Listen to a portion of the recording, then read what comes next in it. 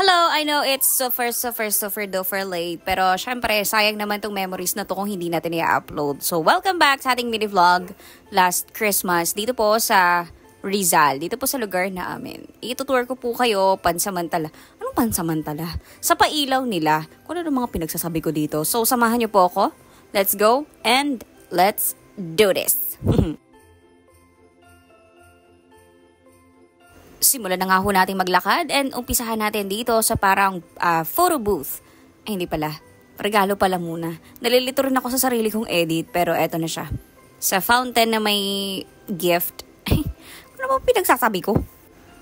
And, ayun, pasensya na kung hindi nyo ako makikita kung mukha ko silhouette dyan. Pero, ang importante dyan, makita ho ninyo yung pailaw, yung design nila, sa effort nila, 'di ba? Sa ginawa nilang pailaw na ito.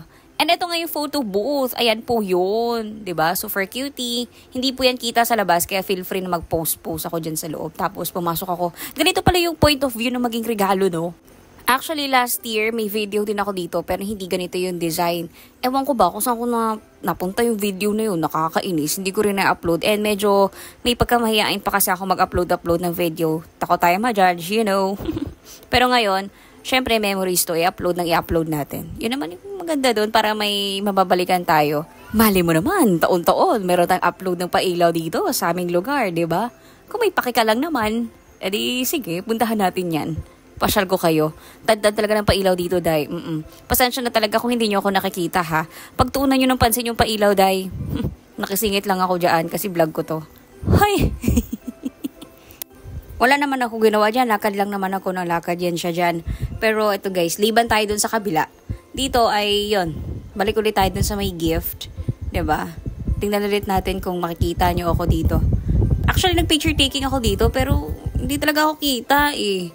Oo. Tas dito, ayan. Ang dami nilang Christmas tree. Naghanap ako ng Christmas tree. Tad-tad pala sila nun.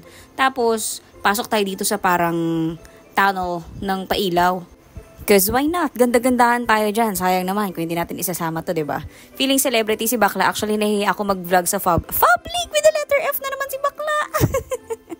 Diba? Super cute lang nung pailaw. Parang, nasa ano tayo?